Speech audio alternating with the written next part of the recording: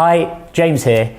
In this mini-series, we're going to be learning all about personal branding. Now, personal branding, what is it first of all? So in this first video, I want to dive into concept. We're going to be looking at who you are, what you have to offer. So what is going to be your core message and how to align these with your product or service. And also finally, what do you actually want to achieve out of the personal branding exercise? Do you want to gain more followers? Do you want to gain more customers? Are you just looking to build a better relationship with your existing customers? Well, in this video, I want to help you answer all of these questions and more. So stay where you are, all of this and more coming right up.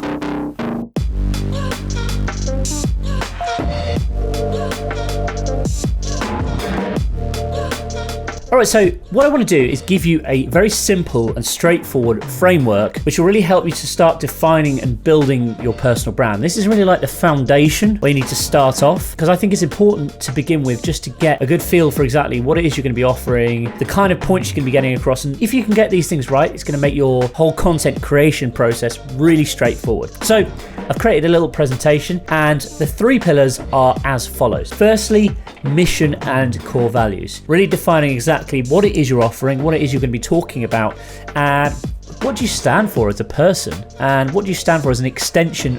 Perhaps you have an existing business brand or a corporate brand or a startup. How can you as an individual be an extension of that? Next up, your story. This is really about how you've got to where you are today and things you've learned along the way. Finally, looking at your actual audience. I think it's really crucial to define who your audience is going to be and kind of get a bit of an understanding for what sort of product you might offer them, what sort of price point that will be up and all that kind of thing. So we're going to touch on each of these things today. So let's dive in. Firstly, your mission. Now this is really the why. Looking at what you're passionate about, basically the stuff that you've been figuring out in your business that perhaps you've been learning that directly relates to your audience's wants and needs. And also it should be really based on real life experience too, not just theory. I think it's always important to actually speak from experience because it comes across a lot more authentic, and also you can deliver more value by speaking from experience as well. And this can be personal learnings, also your professional expertise, things that you've figured out on your business, things that you've learned when working with different clients. But really this is about defining exactly the subjects, the core topics that you're really going to be talking about in your personal brand. Next up, what are you good at? You know, things that you're constantly doing all day, every day in your business to help clients or to work with your colleagues. How can they be translated into something that's on screen, something that's translatable into content that you push out on social media, content that you push out on your website, videos that you create, images that you create, etc. And really trying to figure out what your magic ability is. So for example, when it came to defining my personal brand, I looked at the fact that I've worked with thousands of broadcasters and podcasters over the past 10, 15 years, helping them creating their presences online, helping them grow their audiences, and also along with the technical stuff, like how to connect together the physical equipment that makes a good podcast or makes a good video, and basically translating this into, you know, content that we can then use to attract the right kind of audience. Also, how can you translate your knowledge to help other people learn and really apply what you've learned from your journey to their journey? So really, if they're going through the same kind of process that you might have already been through, you know, how can you translate that into content that's actually going to be right for people and also help people? Next up, what gives you credibility? Basically, you need to label yourself accordingly based on your experiences. Don't claim that you have a PhD and that you're a doctor and that you're an engineer at NASA when you're not, okay? But ultimately, you know, perhaps you work in an industry where, you know, accolades, qualifications mean something. That can be really, really useful to actually point out that, you know, you have a PhD in rocket science or whatever it might be. I don't have a PhD in rocket science, and really the industry I work in isn't kind of based heavily on qualifications. My credibility comes from the fact that I have run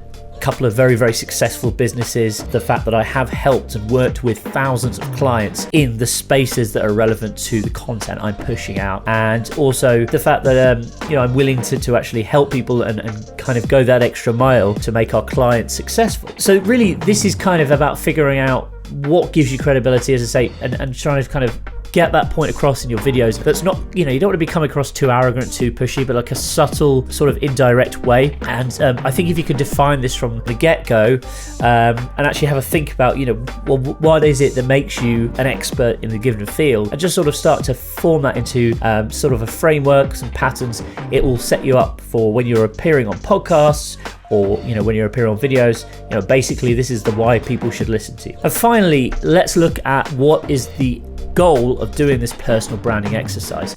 Is it to increase awareness? Is it to generate more leads? Perhaps you want to grow your network. Maybe you want to actually monetize your digital presence, e.g., you haven't actually got a business or a product or a service right now, but what you're looking to do is package up your areas of expertise or knowledge into some form of product, and I'll touch on that a little bit later as well. Or maybe it's to perhaps unlock opportunities, speaking engagements or publishing deals or other kinds of business opportunities, joint ventures, etc. Personal branding can help massively with all of these things. For me, it was really increasing awareness and using my personal brand as an extra funnel to drive people to my businesses. So, generating more leads and just kind of positioning me as an expert in a specific type of field. That was my why, and that was kind of like my goals behind this exercise. And also, being able to measure this stuff, I think is quite important too. So the second pillar, if you like, to a strong personal brand is a good story. How do you craft your story? This is really the what. This is telling your viewer, who you are, what you stand for, what you've overcome, what your historical story has been, where did you get to where you are today, and what obstacles perhaps did you overcome along the way. Again, touching back on what is that mission and also what makes you credible. So it's like taking all of the things from point number one and sort of turning them into a story that's kind of, you can reel it off, no time at all, and it will just give people a very broad level overview of exactly who you are, what you stand for, and how you can help them. Sort of see it a bit like an elevator pitch. So remember the 3 C's: character, conflict, and conclusion. Character. First of all, who are you? What is your personality? Now, I think it's really important that your, on-screen self, your personal brand, is really a true representation of you as a person. Don't feel like you should try and be someone you're not. Remember that people sort of speak to you all day, every day anyway. People look at you all day, every day anyway. So, don't get too kind of worried about, for example, like I never dress up for work. I don't go into work in a suit, therefore I never wear suits in my video. I think also, some people kind of freeze up and feel like they have to be all sort of formal in front of camera like this and like a news reporter or something. Ultimately, I don't know, maybe you're in some sort of really specific scientific industry and therefore you want to act in a certain way and have to portray a very professional image or financial advice or something. But for most people, just try and be your authentic self. Okay, conflict. What have you overcome? I think this is really important, and if you can show that you have faced certain troubles or faced certain sort of obstacles along the way in your journey and demonstrate how you've overcome them, it just makes you feel a little bit more real. Not everyone's perfect, not everyone's like got superhero talents or whatever. If you can kind of demonstrate conflict and resolution in your story, I think it's really, really powerful. Finally, conclusion. What are your revelations? How have you benefited from the learnings that you've had? And everyone's had successes, everyone's had failures, but if you can show that you've overcome these obstacles and ultimately you can deliver on your value, that's really important. Think about, ultimately the value that you can offer clients. You shouldn't just be all about the sales process, but your story also needs to be about, how you can actually help people. So finally, the third pillar is the audience. This is the who. You need to start by looking at your existing customer base. I think that's really crucial. Look at what sort of people they are. What do they like? Who are they? What are their pain points? Perhaps you have a sales team who are constantly answering those initial inquiries coming in from new customers. Those sort of inquiries can always be really useful to form the basis of your content strategy. When you start looking at your personal brand, the sorts of content you want to push out, how you actually can help people, it's a really, really great place to start. Maybe you're dealing with customers directly, you're answering sales inquiries on a day-to-day basis. Start noting down the things that are coming up time and time again, because those pain points can be fantastic when it comes to actually not just getting a good understanding of who your audience actually is, but also actually forming your content strategy as well. Finally, where does your audience want to be? What are their goals? What are their ambitions? And how can you help them take them along that journey to get from A to B? Okay, next up, it's about knowing your product or your service inside out. So first of all, look at what you're selling, learn about your USPs. I think it's really, really important that you have that kind of down to a T and you understand the value of what you're delivering and how your personal brand can actually be an extension to that and complement your existing product offering. What makes you better than competition? Where can you provide value for clients that your competition isn't as your personal brand? And I think this is crucial. And this is, again, one of the things that most of the time your competition, the CEO, the founder of your competition competition, they probably aren't pushing themselves as a personal brand. So if you start doing this, you're immediately going to be benefiting and have that edge over what your competition are doing. So just think about, how you can actually accentuate what you're offering as your product, your service, and turn that into your personal brand. And finally, I touched on this before. If perhaps you don't have a business, you don't have a product or service, but what you're looking to do is monetize your digital presence, actually start thinking about, how are you going to package this up? How are you going to package your knowledge up as perhaps a product or a service? It could be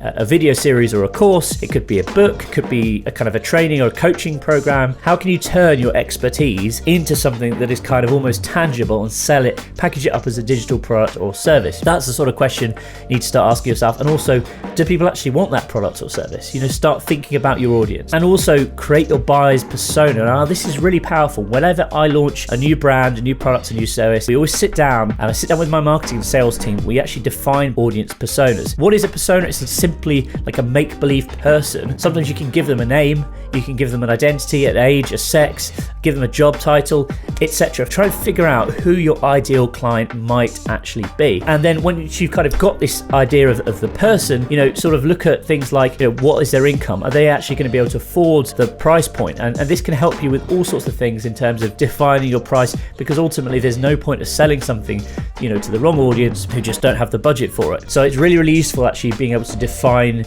an audience persona. And I think it kind of just helps you kind of get into the psyche of your audience, which I think is massively useful. Okay, also social media. This is really the core of where every good personal brand needs to sit these days. Yes, of course, you can go out onto other platforms. It doesn't have to be limited just to social media. But if you think about the sort of 6 or 7 key social media platforms, so I'm talking about Facebook, Twitter, Instagram, LinkedIn, really big one that right now, especially in the business world, YouTube, TikTok, and then the sort of 7th isn't really a social media platform, but I kind of consider it part of that sort of group. Obviously, it's podcasting, really, really important for personal branding and very, very quick method to reach very wide audiences. I've covered this in some of my other videos, and we'll probably touch on this later in this kind of mini series as well. But if you think about these 7 different platforms or 7 different outlets where you can push content out, where are your audience hanging out? Now, it's always useful to try and have a good idea of this from the get-go. When I first started my personal brand, and this was only really like at the back end of last year, like September, October time, I was like, I'm going to just post across everything. Now that's fine. It kind of does burn you out a little bit because you've got to try and craft content for each platform. There are some tricks that you can use to cross-purpose and reuse content. However, what I would say is you will find naturally that your audience will be hanging out on one of these platforms more than others. It's not necessarily going to be the case that everyone is equally on every platform. So for example, I found over the past 6 months that YouTube and LinkedIn are kind of really, really good platforms for my message and what I'm trying to push out. Facebook's less effective, Instagram's not effective, and I haven't really bothered with TikTok at all. Again, I've heard lots of people say that they're really killing it on TikTok at the moment, but try and figure out, where your audience is actually hanging out. So that is my 3-step framework to defining the foundation of a solid personal brand. It doesn't need to be any more complicated than that. Please don't overthink it. Just go through those points. Try and get it written down into some kind of document, or even just get it written down to paper and start getting together the basis of exactly what you want to achieve, who you are, and what your story is going to be, and also who your audience is, very crucially. Now, next up, I want to talk to a personal branding expert. So we're going to cut to a little interview I did with Ash Borland, who is absolutely killing it in this space, and he's got some great tips for you. So let's cut to that interview with Ash. All right, Ash, thanks for coming on. Please feel free to start off just by introducing yourself. Tell us a bit about who you are and what you do. So my name is Ash Borland. I'm a personal branding coach, and I work on a one-to-one basis, clients, individuals, on helping them stand out from the crowd, really. So helping them build, establish, refine their own personal brand. And I think personal branding is one of these things that's, I kind of wanted to start at the beginning. Like everyone's talking about it at the moment. I think even 5 years ago, it wasn't really a phrase that was going around much. So I'm kind of curious to start at the beginning. Like, what is your definition of a personal brand? Personal brand. I love how you say that because it's so true. It's a buzzword, but it's becoming massively more relevant as time goes on. Personal brand for me, you're going to have probably, I know you've got different people. It's going to be interesting to hear how people say it. But for me, it's purely reputation management. Okay. Which is quite a strange take on it, but there's a method to the madness. So what's your view on what reputation management is? Because I always hear that phrase and I always think about celebrities who have said something stupid in the media that Yeah. they shouldn't do, and then they kind of freak out. They get this big PR team involved, and that's my impression of what reputation management is. So I know it's interesting, because the story for me with personal branding is I discovered when I was my previous career was I was in performing arts. So I was an actor, singer, dancer, all that stuff. And I started to realize that's when you build this personal brand. You start building this persona around yourself, going back to reputation management. Now, when I started to look deeper into it, doing more research into it, you start to realize that we as human beings are lazy, sadly. We don't have enough time. And one of my mentors is a behavioral economist, and he was talking about this. And the more time we choose to be about 20% of our life we actually take in, and the other 80% we just ignore. Why I talk about reputation management, how personal branding can be so manipulative, is we all have a friend. We all have a friend who is the football friend. Oh, the funny friend, the friend down the pub, the friend from work. And that's because we pigeonhole. So what happens is we pigeonhole people and put them into that slot. And the reason we do that is because we're cognitively lazy. That's in our 20%.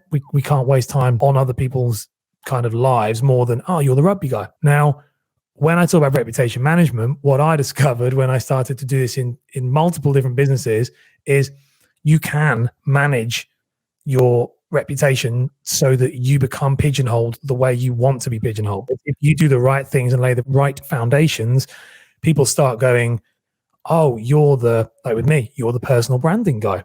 Right. And I've done loads of different career paths and always do the same thing. It takes about 3 months, and you re-educate people to pigeonhole you in their cognitively lazy brains the way you want. And that's where this idea of, there's this really good saying that people say, which is visibility is more important than ability.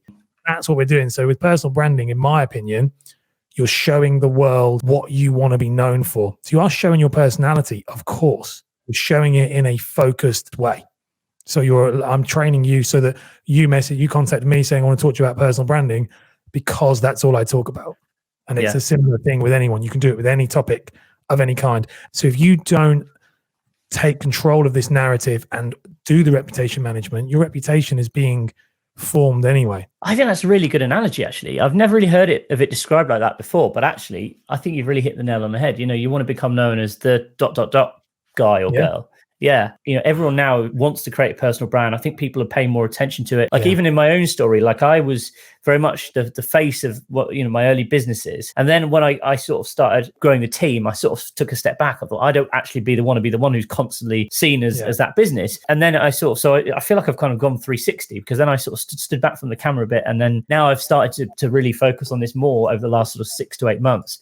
Why do you think it's become more of a thing over the last couple of years? Well, there's a couple of things with it. Generations have changed. The internet has changed. I think it's a rise of the independent business owner has come back. The high street is back. It's just online. And I love this when I've been to a couple of networking meetings and people say the high street's dead. And I'm like, it's really not. You just need to evolve. The Gen Zs and the millennials, which are now, millennials aren't that young anymore. No.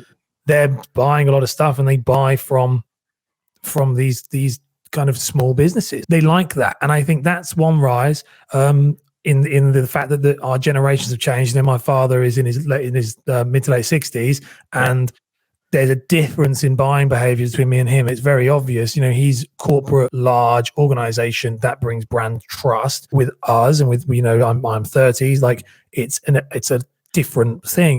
We want to deal with people. I hate the old adage of people buy from people. Only reason is that I think it's very top level. It's just throwaway things people say, and they don't really fully understand the principles behind it. But that's really important. And I think the other reason why it's very important, coronavirus is a huge example of why it's very important, is the technology is coming. If you want to protect your livelihood, you need to trade on something that can't be replicated. The only thing in your business that cannot be replicated is you. My little tagline is, you are your unique selling point. And when you start to trade on that, no one can copy you. And I think people are starting to realize that as time has gone on, and especially with coronavirus, people who hadn't built this personal brand, a lot of businesses, I had a mad rush of clients all of a sudden go, we need to work together, because all of a sudden it's really relevant. People who didn't have a community, didn't have an online presence, when you strip away that face-to-face interaction, it was gone. I'm a big advocate of using the two together, physical and digital identity, push them together. It's a cohesive experience. You buy the album and you want to see them live. If both are good, you love them. If you go and see them live and they're shit, you don't like them. And it's Absolutely. as simple as that. That's interesting. And so, because traditionally, you'll start a new business and you think, okay, I'm going to brand the company. I'm going to brand my startup. So you're saying, you should have both in unison now, really? So I've done both. I've done the good thing with all this. I've done everything wrong and then re-corrected it all the time. You should do them in unison. When I built up my business, I called it Camera Shy Creative because it was very lovely and sounded very nice. Awful for SEO purposes. If anyone ever thinks, what the hell is that? And what I realized was you need to build them both. You do need to build them in tandem. But it's a really hard one with this. Building, like, say, for example, building ashborland.com. Who cares is the honest truth of that. So who cares? So the problem with this personal brand is you've got to bring them. You're better off bringing through your business, in my opinion, bringing through your business as an authority in your business. Because the truth is, there's too many people. We all know them, our friends and family members. We all got a mate who wants to be a motivational speaker, and you're thinking, "Come on, mate, get off the Facebook lives." And the truth is, who wants to be the next Gary Vee? Everyone. Yeah. And the truth is, Gary Vee's a very, very intelligent man, and he only shows you the front end and never shows you the back end. Yeah, it's very intelligent, but it's so true. And that's where I'd say with the two is, I think you need to come from a business point of view first, because they come for the information and they stay for you. Skills, experience, personality. That's like this tier of, like, the bottom layer is skills, experience, personality. If you try and build a business on personality alone with no skills or experience in regards to your personal branding, that's your mate. That's our mate trying to be a motivational speaker. But when you build it from the ground up, that's skills and experience, and then you show those skills and experience through your personality, then you're onto a winner, really. What would you say to someone who's trying to build a startup? Say you want to exit 5 years down the line or 10 years down the line or whatever. If you've got too much weighted against you as a brand, is that a problem for someone who then wants to acquire a business and then run it? Because this is where I have sometimes a bit of a conundrum, because I think, okay, well, you want to build this company that's kind of almost like packageable and then sellable. It can either be acquired by another business or merged with someone else or whatever. But then if it's too focused on you as an individual, and obviously, there might be a crossover period. So a lot of startups will, the founder will sell and then they'll be still working with the company for 6 months to a year or whatever it might be. Yeah. But then at that point, they need to move on. They need to move on and do something else or start a new company. I think, obviously, if you've built that brand, you've then got the value to take to a new business, whether it's something you're starting or another business you're going into, whatever. I also think, if you focus too much on you as an individual, does that then devalue a corporate entity or a sort of startup you're trying to create? I think the answer is yes. I think it does. I think it's a really hard one. I think everyone I speak to about it, they all look for the win-win, and I don't think there is one with that. But you need to understand why you're building the business. So if you're building the business because you want to be the face and you want to be the authority in your space, look at Tony Robbins. He's got multiple businesses that run without him. But if the idea is to sell the business in the future, I think you have to walk a delicate line, because if the business can't function without you, we showed about Gary Vee a minute ago, but I think I listened to one of his podcasts about a year ago, and he actually said, if I died tomorrow, my businesses would shut. He literally said it on the what do you want? Do you either go all in on one or you tiptoe between the two? But I don't think there's any, sadly, I don't think there's no right or wrong. I think it's what is important to you. Like you say, I still think you're right. Some people still buy from companies. They like that sort of security of a big corporation and a brand.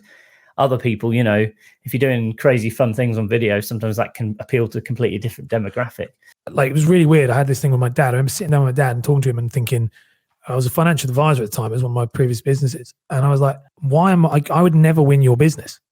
I remember thinking, I'd never win your business. I was chatting to him. You were arguing about something. I was like, I'd never win your business. It was like a penny drop. And I was like, so why am I even trying? Like, when we try to please everybody, that's the thing, is that it's arrogant of people to assume that the Gen Z, like I said, I'm not trying to detract what I just said, but it's this, there are always going to be people who want to buy from big corporates. There is always going to be people who want to fly with Ryanair. There's always going to be people who want to fly with Emirates. And there's always going to be people who don't want to fly at all. And I think just finding your tribe within that and where you fit, being authentic. How long we're 14 minutes into personal branding and we haven't said authentic once. We nearly made a win. We got it. 14 minutes. But being authentic is being what you want to be. And I think some of these businesses, they'll go, we want to be authentic, so we'll chase after what's working. And its very nature, that is inauthentic. Yeah. It's interesting what you say about being able to sell to your dad. I don't think I'd be able to sell to my dad either. It's exactly the same situation. So weird. Yeah. So different generations. We don't like, I remember sitting thinking, we are never going to do business together. I think that's a real kind of good solid foundation as to like the background of why you should create a personal brand, the differences between branding yourself and branding your company. Let's just talk about actually developing a concept now. Like if someone's starting out, perhaps you've already got a business, how do you begin sort of defining what you are as a personal brand, what your message is, and I guess what you want to achieve from it? So the first thing that I do with clients is the first session is all around brand ecosystem and influence principles. So brand ecosystem is everything in your personal brand ecosystem. So that's digital identity, physical identity, your social proof. So like your reviews, your testimonials, your network, who you're associating with, who are you publicly seen out with. And the other one is your story. So your unique story. Your brand your personal brand technically sits in the middle of those. And all 5 of those should be singing off the same hymn sheet. And if they're not, it goes back to the thing we said about the band being live and then buying the ticket and not being the same. So they're all 5. So we always straight away look at your own brand ecosystem and say, are all 5 of those things on point? But then once you know they are, and if they're not, then how can I keep them in line? And it's hard to keep them in line because you can quite easily go off. And then the next thing you need to do is look at your influence principles. So that's like reciprocity, authority building, and social proofing. Again, that's another that goes back across. So that's the first thing. So are you building reciprocity? So are you creating value added content? Then the next thing we do is we would look at positioning yourself. So are you positioning yourself in the market in the right creator archetype? So for example, there's an expert, an enthusiast, and a curator. And depending on which one you want to be, then are you positioning yourself as the expert? So in other words, stop posting photos of you in the gym if you want to be known as the guy, the personal branding guy. Do you know what I mean? If you want to be the go-to person for finance, a lot of my clients I work with the finance, you want to be the go-to guy for finance. I don't want to see your children. And I don't mean that horrible to put it from an expert perspective. Your content has to come down showing like building authority. That is a lot to take in. I think interestingly, the curator option, there's a lot of people who get really freaked out to begin with on what sort of content they should be pushing out. So actually the idea of curating content and just being able to report on stuff that's happening in your industry, sometimes I think can be really useful and a great way to quickly kick things off without spending loads and loads of time thinking about, well, what am I going to create? And certainly for people who perhaps aren't that comfortable in front of a camera and don't really want to get fully stuck in, actually almost acting like a bit of a journalist can sometimes be a good way forward. 100%. I mean, all 3 of them. I like to say to people, all 3 are influencers. So we're striving for influencers, not Instagram influencers, but influencers themselves. All 3 will make you a ton of money if done consistently. Where people go wrong is that they do a bit of everything. Right. So, okay. And the problem with that is, so for example, if it was me, you tune into me for my personal branding content, which is expert content. It's the how-tos, it's the authority building. Then I start talking to you about, I don't know, the gym. And you're thinking, well, what is this? That's my enthusiast content. It's the stuff I like to do. I like to work out. I do all that stuff. So I'm thinking, well, Ash, I've just tuned into you to learn about personal branding. I don't want to see that. And then I start sharing articles from other people's content saying, look at this. This is really good. This got me thinking. Now, the problem is, goes right back to the beginning of pigeonholing. We're following people for a specific reason, education or escapism. Which one are we following you for? And if I am confused by what you offer me, you might be falling over at the first hurdle by not providing the information they wanted. And it's so simple. Mine was strip away all the crap and the bullshit and just talk about personal branding. Then people started wanting to know more about me. Got it. That makes perfect sense. So I think one of the questions I've got about that is, how do you decide which is right for you then? Because I think certainly the curation thing, I think sounds really interesting. It's like a quick start for someone who doesn't want to have to create loads of content themselves. And, there are loads of industry publications and people have built pretty big names for themselves just by doing exactly that, basically acting like a journalist. But then I've always been really passionate about creating content. I like to be in front of the camera. I like having conversations like this because I just find it so fascinating. And I'm quite happy doing it. It's naturally what I like to do. So I think, how do you initially get clients to define exactly what it is that they want to do, or what's right for their business, I guess? Most people, if they come to you, like as for me, if they're coming to me, most of the time, if you've decided you want to build a personal brand, you usually are wanting to be an expert. That is like 99 times out of 100, because they reach out to me and say, can I work with you? That means they usually want to be seen as the go-to guy in their industry, or the go-to girl. And the thing with that usually weeds it out. So the other, like, that's kind of the idea. If you're looking to be the authority, so the one that everyone looks to, then the expert is the one. If you're looking to be the entertainer, then the enthusiast is the one. So the curator is more just providing a service. Lad Bible is like one of the biggest curator sites, and the curator sites do really well. Meme account, fan pages, really well. But I think majority of business owners, they want to be an expert, because that's how they get more money. They can charge more higher rates if they've got more authority. Yeah. Also, I'm a big believer that if you deliver value to a marketplace, it pays off, because people will automatically be drawn towards you. 100%. Well, that's the reciprocity well. I call it reciprocity well. So if you give something without respecting something in return, I feel obliged to do it. Where we go wrong is the moment you slap a call to action on there, contact me, here's his number, you actually reduce that reciprocity effect massively, because now I know it's a sales pitch. And that's a really clever way of getting around that, is don't put any call to actions, because if they're on social media, they know how to contact you. If they click on your face, they're going to contact you. I've always very much been a big believer in call to actions at the end of content. I think if you create a 10-minute YouTube video teaching a specific subject, or telling people about how to do something, you put call to action at the end. It's a good way of kind of measuring a KPI. I've always seen that as a kind of an entrepreneur or a marketer. So yeah, I've kind of got a conflicted point of view now, because actually, I mean, my approach has always really been, okay, you teach someone something, and at the end of it, the call to action is you giving away something else. So it might be like, here's a PDF download, or here's a video teaching you X, Y, Z. So you're saying don't do that. Oh no. So things like that, like soft call to action. So you're coming from a marketing point of view. Yeah. That's good. So that's good, because that's sending them down the rabbit hole. Don't get me wrong, that's good. Right, okay. That's giving them more content. What I mean is, call me. Right. At the end of this, if you want to know more, call this number. If you want to do this, make sure to reach out. And the moment you try to sell to me, so it's all to do with this reciprocity. And I love this. This theory is everything. And to be honest, it's the foundation that you should build your brand on. We all say add value, but add value is just what we're trying to do. But why we're trying to do it is actually we're trying to let's say, fill the reciprocity well. There's too many people trying to scoop water out that well that haven't put anything in. Yeah, I'm completely with you there. Hard sales pitch, go and sign up, start your trial or whatever. Yeah.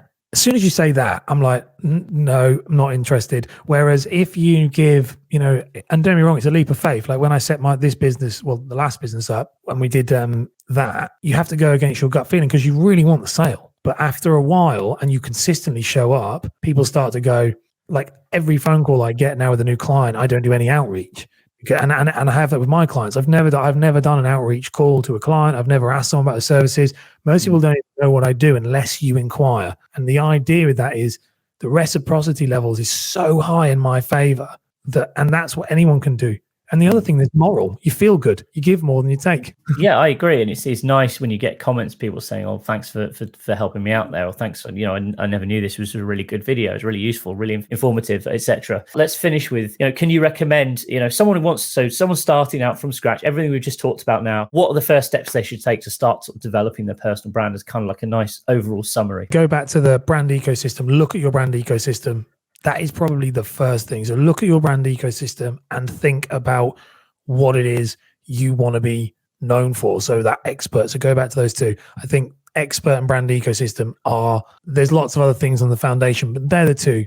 If you can establish that you're going to come in as an expert or as a curator or as an enthusiast, and you have all five of those things in line, and you do then just consistently show up, and it's consistency over intensity. Don't be like, again, I keep referring to the gym just because it's such an easy analogy. Yeah. You're not going to lose weight if you hit the gym 7 days a week for 3 weeks and then stop, but you will lose weight if you hit the gym 3 times a week for 10 years. Yeah. And it's one of those consistency over intensity. So I would say that if your brand ecosystem, get your archetype right, be consistent, and literally, to one of my friends who hates me saying this, but it's think like water on rock. Just, you will wear through, you will win, because the truth is it's not that difficult, because most of your competitors will not be able to, they won't have that much clarity. First of all, the clarity on those two things will blow your competitors out of the water, because it's all stuff behind the scenes. They won't know you've done it, but you know you've done it.